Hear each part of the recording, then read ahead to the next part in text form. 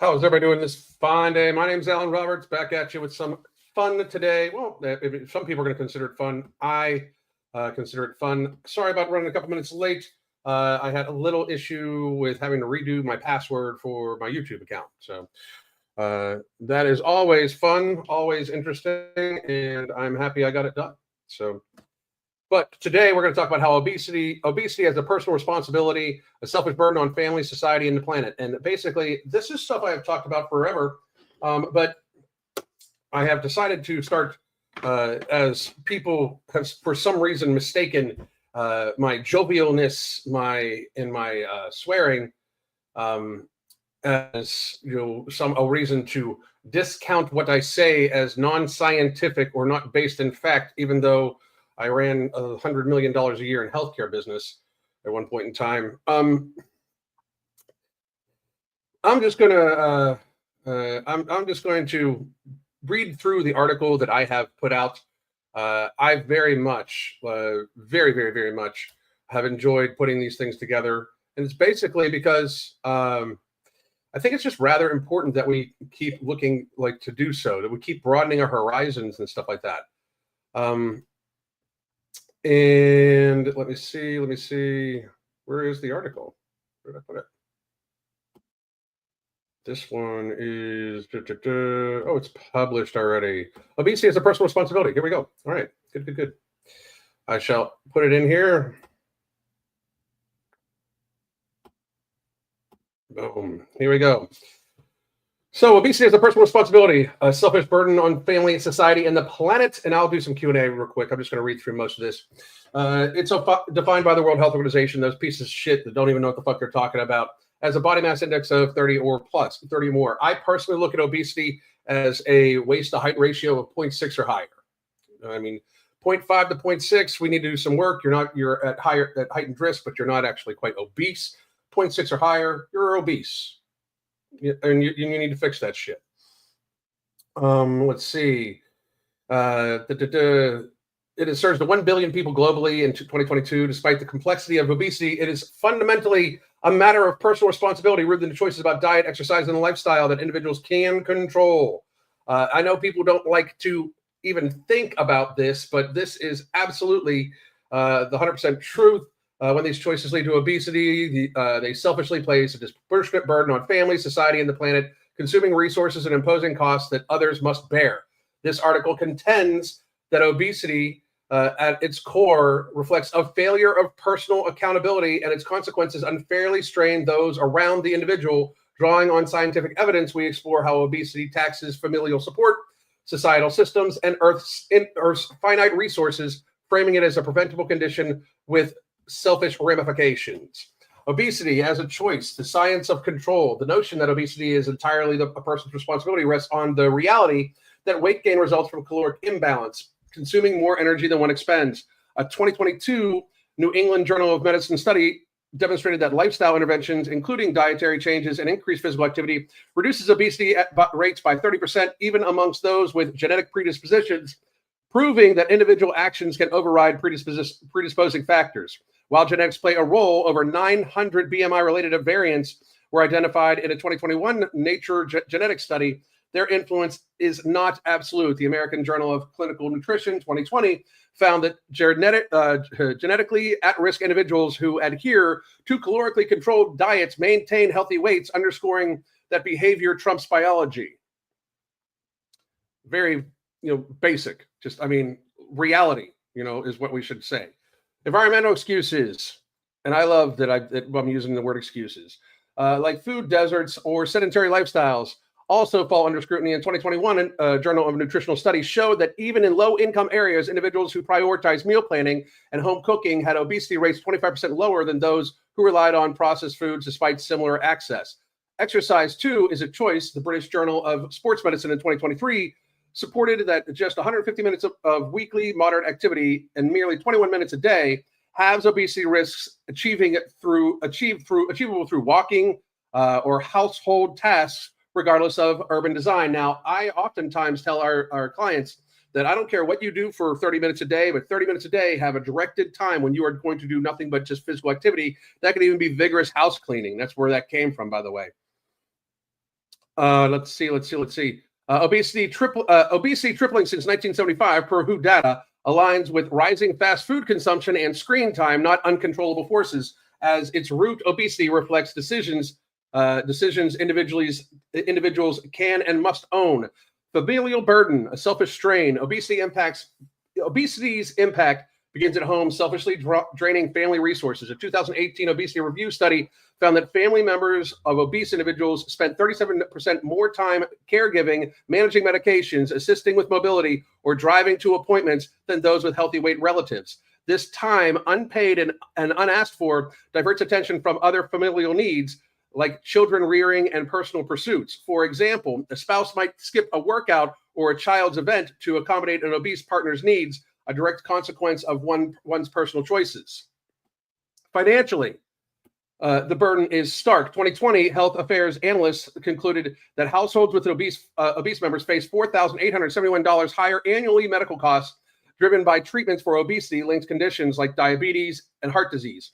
These expenses are preventable ailments, force families to direct funds from education, vacations, or savings, penalizing non-obese members. A 2019 pediatric study linked parental obesity to reduce child academic performance, citing financial stress and decreased parental availability, illustrating how one person's failure to manage weight ripples outward. And I've often talked about that, how it's just like it actually has a shotgun effect on society. Emotionally, obesity strains familial bonds. In 2021, Journal of Family Psychology study reported elevated anxiety and depression amongst relatives of obese individuals, often due to worrying over health and frustrations with inaction. While empathy exists, chronic obesity, avoidable through discipline, can breed resentment as family members bear the emotional weight of preventable conditions. This burden foisted upon others without consent mark obesity as selfish act within a family unit. Societal price, a tax on responsibility.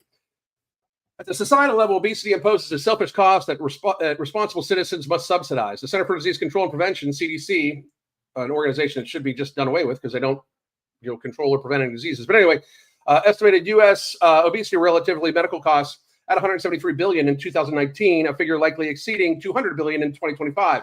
The messed up part about this is that is literally just from listed as obesity. That doesn't even collectively look at the lifestyle-driven illnesses such as cardiovascular disease, 80% to 90% preventable by lifestyle choices, things like that. So lifestyle is $4 trillion a year that we're burdened by. But anyway, a 2022 Lancet study found that obese individuals incur 42% higher lifetime healthcare costs than their healthy weight peers, driven by chronic conditions like hypertension and cancer.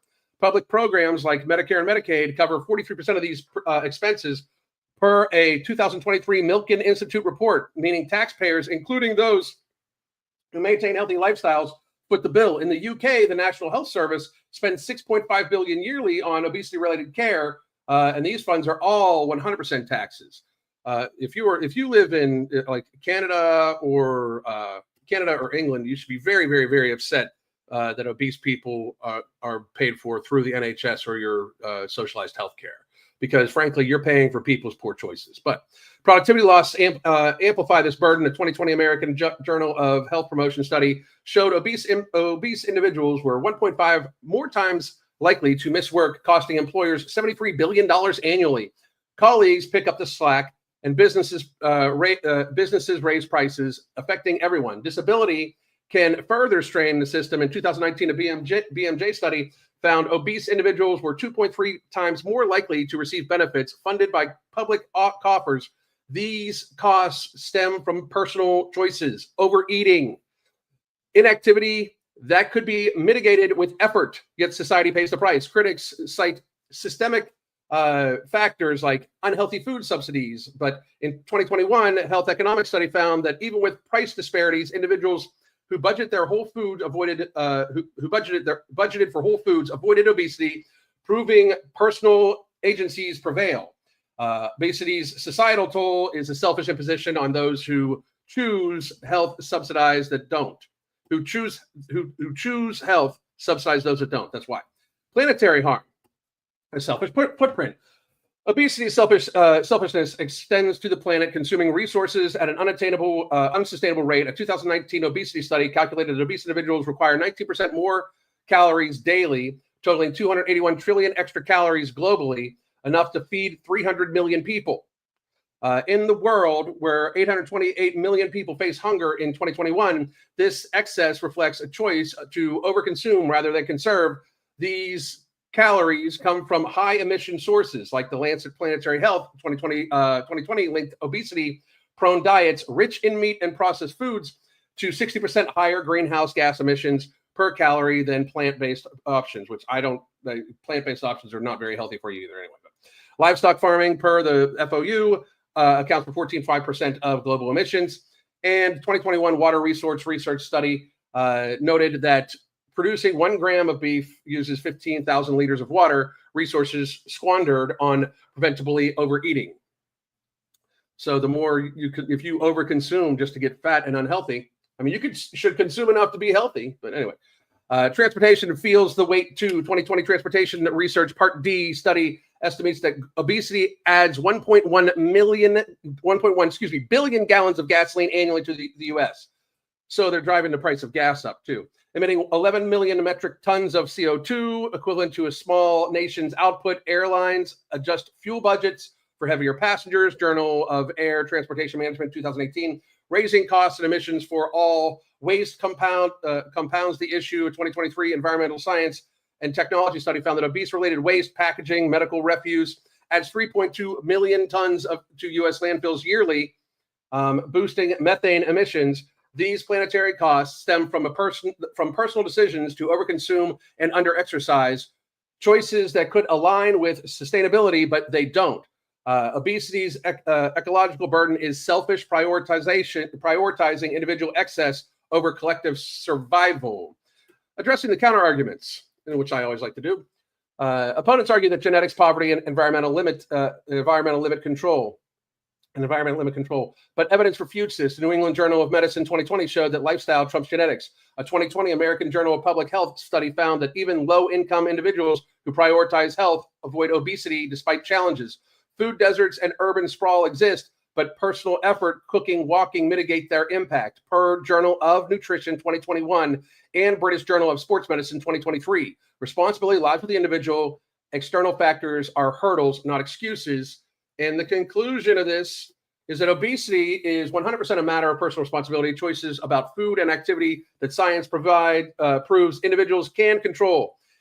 Its selfish burdens, draining families, taxing society, and harming the planet, are disproportionate and avoidable. Families sacrifice time and money, society subsidizes preventable costs, and Earth bears the weight of excess consumption, all because of decisions one person makes. Obesity isn't a disease of fate, but a failure of will, and its consequences unfairly burden others. Personal accountability is the solution. The stakes for families, society, and the planet demand it.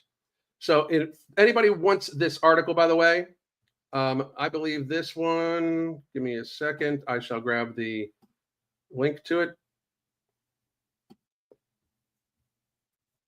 And I shall put it right in here. So I shall take Q&A for probably about 10 minutes, and then we shall go to the next one where we will be discussing if RFK can make America healthy again. And I'm extremely excited to do that. Nixie, you completely missed a notification. I am very sorry to hear that, sir. Very, very, very sorry to hear that. Let me go over here. So I will take any questions, which, by the way, I also wanted to make sure I always share the link to our coaching. Right here, Make America Healthy Again coaching specials. Boom, boom, boom. There we go.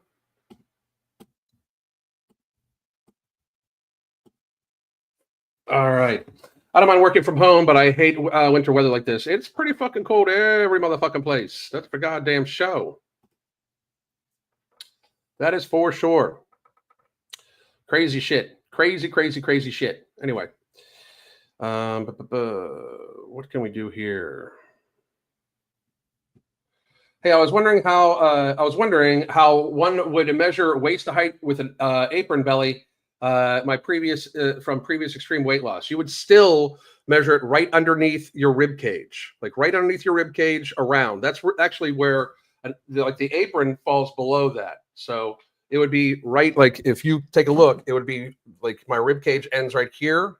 That's where it's around. My belly button is right here. So it's about 2 fingers above the belly button, right about 2 fingers under the sternum, straight around.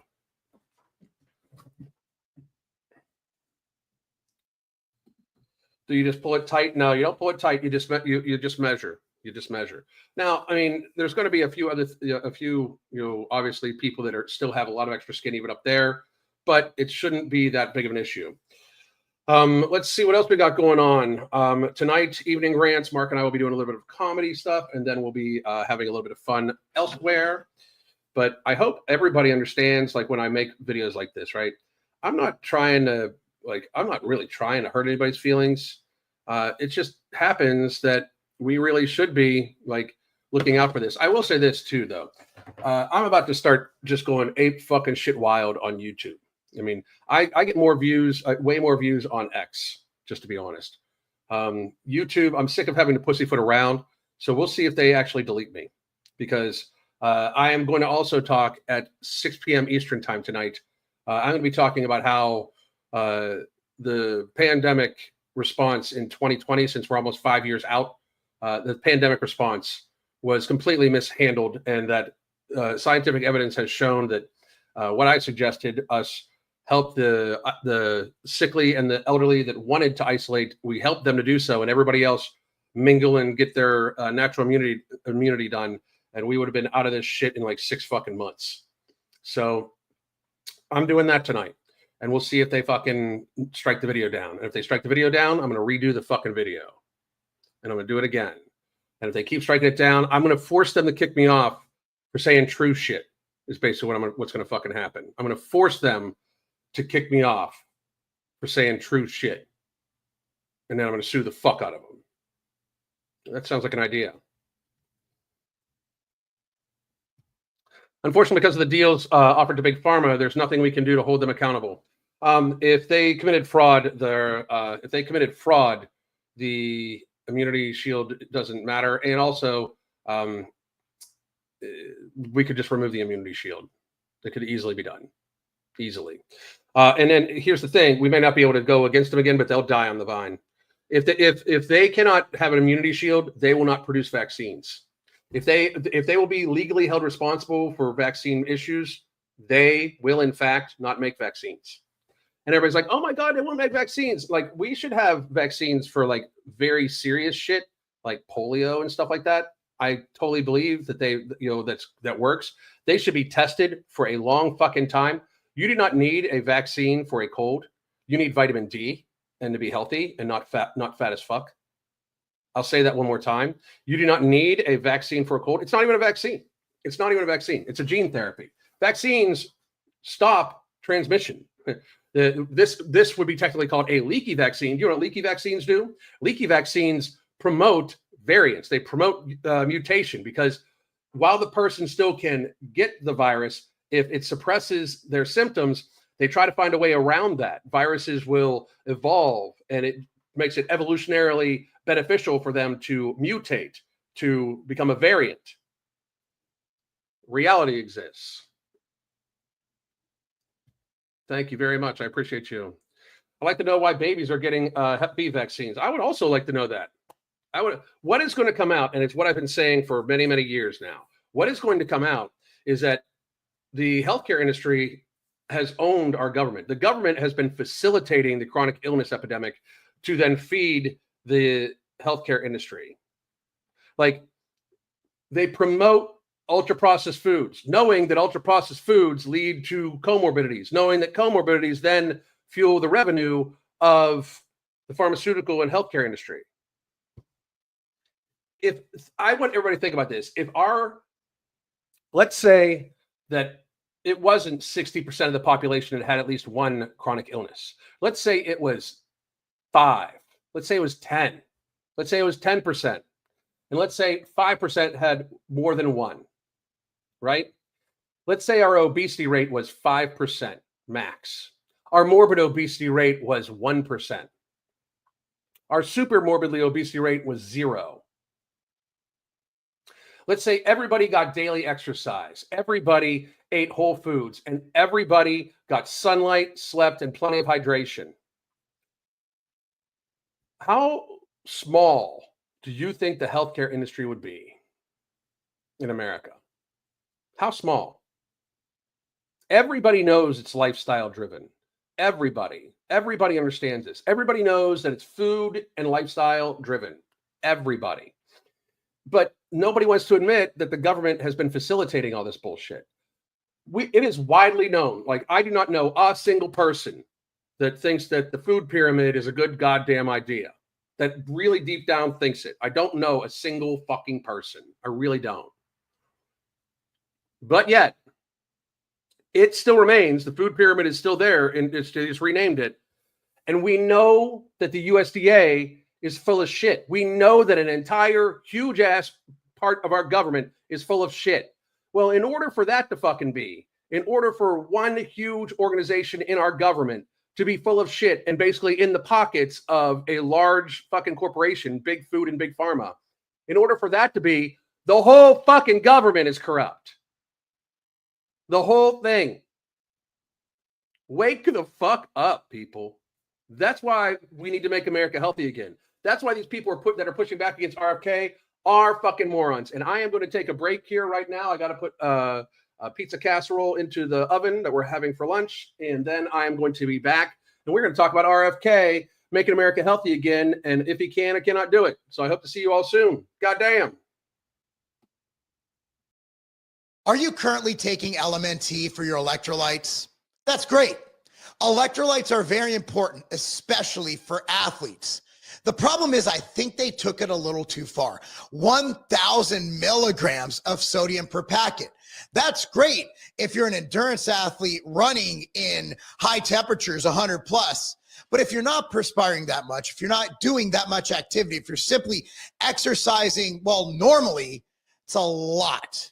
You're looking at intake, you take a few packets, 10,000 milligrams of sodium a day.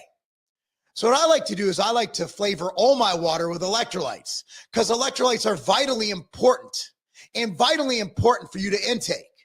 Now, what do? I take Ambrosia Hydroglyph. So Ambrosia Hydroglyph, available in stick packs as well as bags. Now, it's beyond sodium, potassium, magnesium. It has other things that'll help your body keep muscle and perform better. It has the essential amino acids. It has your branched chain amino acids. It has velocitol, which doubles the power of those amino acids. It even has MyHMB. So if you're really training hard, it staves off muscle loss. If you're looking for something well beyond the current electrolyte you're taking, something that won't overdo it, but give you everything needed to perform at your best and be as healthy as possible, Ambrosia Hydroglyph is your choice.